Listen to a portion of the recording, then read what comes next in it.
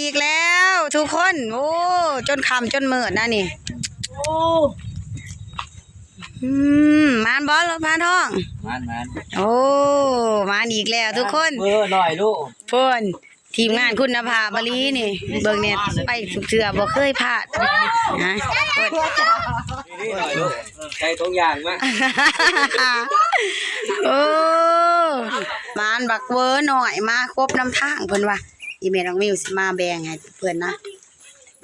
จักใหญ่จักน้อยนะทุกคนจนบ่ได้เอาเขาอยู่ในทุ่งในนะไว้ทุ่งเนาะ10 กิโล10 ปลายโล10 กิโลว่าเพิ่นว่าไปอันนั้นไปทัศนะเรียบอยู่ในทุ่งเนาะจนบ่ได้เขาอยู่ในเบิ่งเนี่ยแต่ว่าก็ยังมานะทุกคนเนาะสิน้อยหรือใหญ่ก็มานี่บ่เนาะทีมงานคุณภาพได้นี่บ่เคยพลาดเนี่ยว่ะฮะ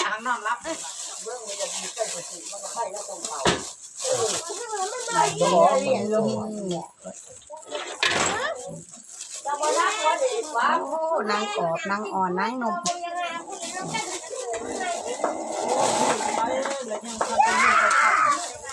สมสิปลายโลเนี่ยเนาะ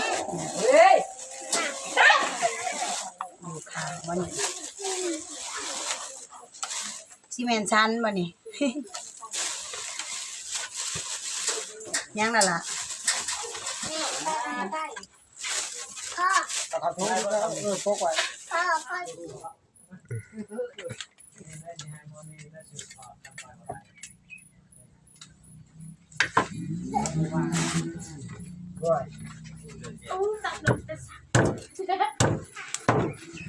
เดือนนี้เลยที่ไปหลังว่าอย่างมากเลยดังอันนั้นอันนี้ไอ้ไทยเดือนนี้ก็ได้10 ไปหลังได้ป้า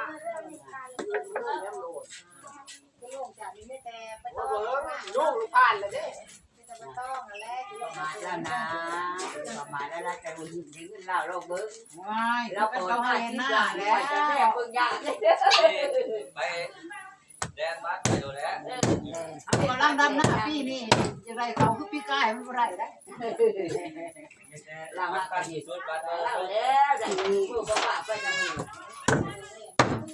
บ่แล้วมันโฮมไว้โคตรลูกสุด4 เดือนนะนี่แหละ ยังไม่ต้องว่าสุดปุ๋ย สันดวงก็ดีอะไรไว้นี่ซีเมนต์ก็บ่ได้ลูกบ่ได้เป็นน้องเบ้อแซ่บบ่เมื่อลูกบ่เราไปซื้อร้านอาหารเนาะเลยใหญ่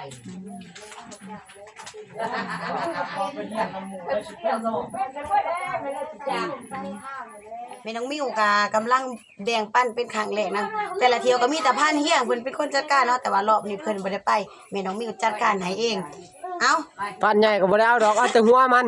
ปันใหญ่เพิ่นก็เอาแต่หัวมันเด้เอ้าเอาถุงยางมาใส่ในพานแห่คือเอามาทุงเดียวแล้วนะ3 4บ่ได้น่ะ5ตีลูกแล้วจะให้ลูกเสีย10 บาทนี่โอ้เป็นอาเซีย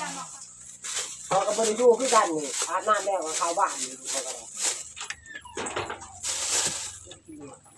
บ่ได้อยู่นะบ้านก็โจรก็บ่ว่าโจรเป็นอาหารเราบ่ต้องว่าอย่างนี้พอดีได้ขาบหนึ่งเนาะป่าเนาะเดี๋ยวคนละค่าอัพ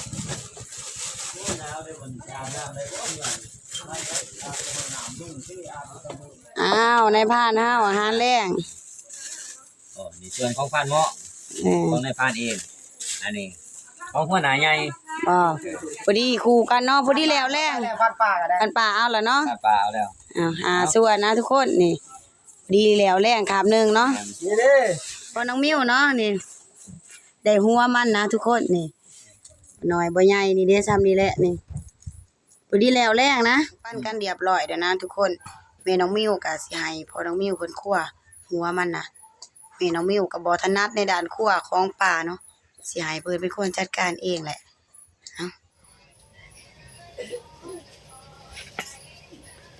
อันนี้ปวด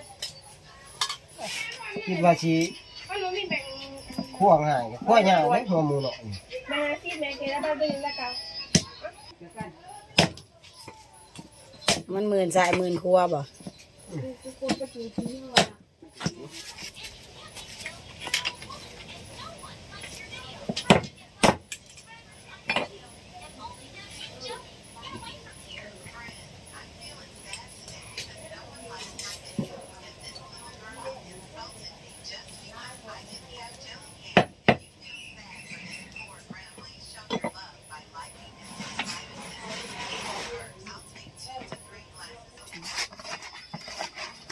แม่ก็สิ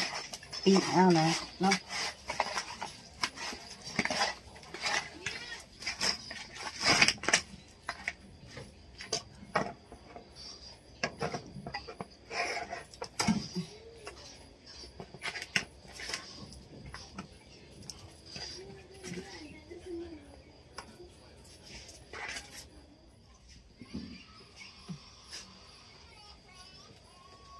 โอ้ถือทานไผ่ละหอมกลุ่มเลยนะทุกคนสงสัยแม่น้องมิ้วนี่หิวเขาเลยแหละเลิกแล้วนะหอมกลุ่มเลยนะมันเครื่องเขาสิมุกอันขมองมานะทุกคนนะมุกขมองให้แม่เป็นมักกินได้ไปเผาเนาะ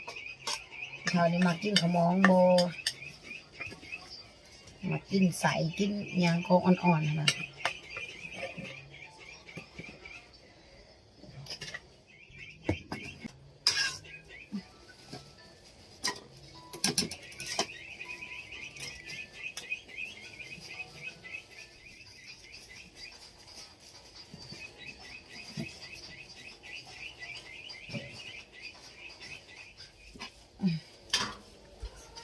โอ้มีข่าวประเด็นนะ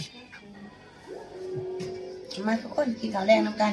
กินนางวัวหมูหน่อยเนาะมา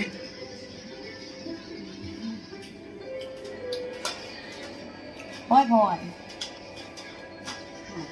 นี่กับเขียวแม่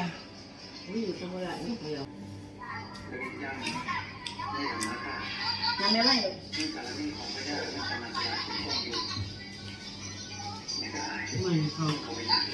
จำดีฟิลิปปินส์มาโตนะน้ำเกลือพันเกลือเนาะเกลือมาใส่เนาะมากเสียงใหญ่มึงเนาะไม่มีน้ำใจซอยคอซอยแดงเหลือหนักมัน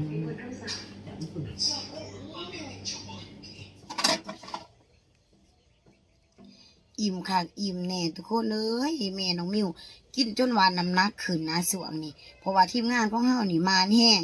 มานเกือบจะคู่คนได้ไปก็ได้ทับบ่ได้แม่นได้ทับกับแม่น้องมาเฮาเป็นคนจัดการเนาะเพราะว่าน้องมาเฮานี่ตัวเด่นนะมานเกือบจะคู่โตนะทุกคนหลังจากที่แม่น้องมิวกินข้าวกินน้ำเรียบร้อยนะทุกคนแม่น้องมิวก็สิขอปิดคลิปไว้เพียงเท่านี้